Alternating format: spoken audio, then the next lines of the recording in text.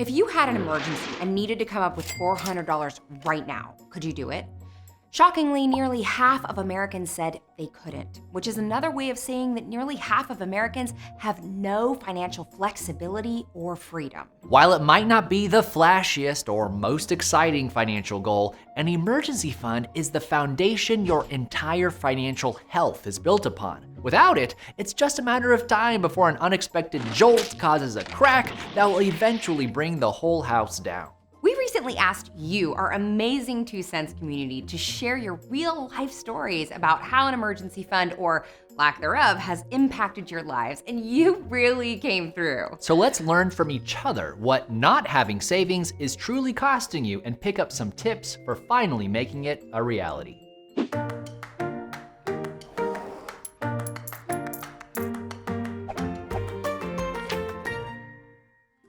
Rose and her husband were in the military making decent money as she finished up college.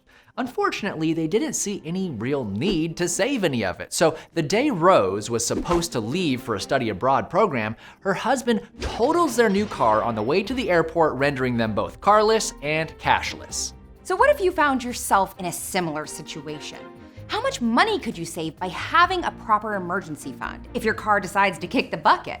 I think it's time to Run the numbers. Let's assume you are, for lack of a better word, average. Most people, when buying a car, buy used with an average purchase price of $20,084. You've also got the average American credit score of 673 and want the most common car loan length of 72 months. Running this scenario through a big named bank gave me an APR estimate of 7.94%. That means you'd be potentially paying a gobsmacking $5,000 in interest alone over the lifetime of that loan. If you or they had had even a little bit of an emergency fund, you could have potentially afforded a shorter loan term, gotten a better interest rate, or maybe even skipped out on interest altogether and just bought a cheaper car in cash, all of which could have saved you hundreds, if not thousands of dollars. Another common unexpected expense you guys talked about were house repairs. Poor Brianna and her husband woke up on one of the coldest days in winter with flames shooting from the back of their furnace. Thankfully, they had $3,500 in savings to keep frostbite at bay, but what if they had approached it like most people would and put those repairs on a credit card? Treating your credit cards like an emergency fund is like trying to use one of those weighted workout vests as a life jacket.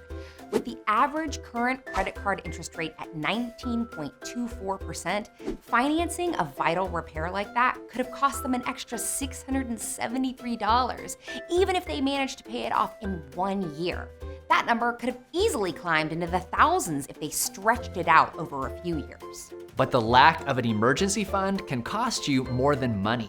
After a year of battling an illness, one of our YouTube community members, Almost Lindsay, ended up needing an emergency surgery. Thankfully, she had decent health insurance, so it shouldn't have been a big deal.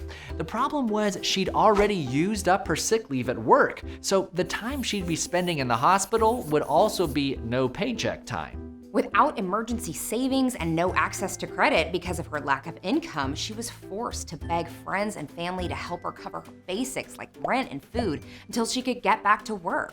She recalled the whole situation being both stressful and humiliating and has worked hard to save up a cash cushion in the time since. Then there's Ashley, who said having an emergency fund may have saved her life.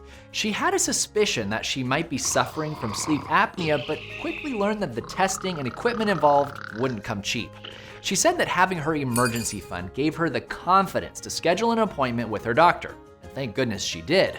Turns out tests showed her hunch was correct, and the lack of oxygen during sleep had been significantly taxing her heart. Thankfully, she told us after a 6-month treatment, she's doing much better. Now, I'm sure you're thinking, I get it, Philip and Julia, I need an emergency fund, but how do I get one? Here are our favorite 3 tips to start laying down your financial foundation the right way. Tip 1, pick a specific number. Most experts agree that a fully funded emergency fund should have between 3 and 6 months of expenses. This number isn't just based on bills and rent, but also flexible expenses like groceries, medications, and transportation. That is typically enough to pay deductibles on your health or auto insurance, and could also potentially handle a major transition like a sudden move or a critical home repair. Tip 2, get organized. Now that you have a savings target in mind, set your money for this goal apart in some way. If your savings for emergencies, a new phone, and your brother's bachelor party are smashed together in a general savings bucket, you're sabotaging yourself. Get clear on what money is for true emergencies and give it a special home. Tip 3, sprint. Sometimes to get something you've never had, you'll have to do something you've never done. Try challenging yourself to a spending freeze. Cut back on every non-essential expense and hustle for any extra income you can for just 1 month. Seriously, cancel all your subscriptions, tell your friends you're sorry you can't go see the new Marvel movie, and read comics at the library instead. Remember, it's just for 30 days. See how far you can get towards your goal. Then, maybe take a week or 2 break to catch your breath, go out for a nice meal or 2, then hit it hard again until you're done. Now, congrats for making it all the way to the end of the video, because we're going to share a powerful little secret with you. Saving up for an emergency fund requires you to be intentional, focused, and to live below your means, which are the exact same financial muscles it takes to ultimately build wealth. So when you're finally done with this goal, awesome! Take those mad money muscles you just earned and use them to build something amazing on top of the foundation you just laid down. And that's our 2 cents. Thanks to our patrons for keeping 2 cents financially healthy. Click the link in the description if you'd like to support us on Patreon.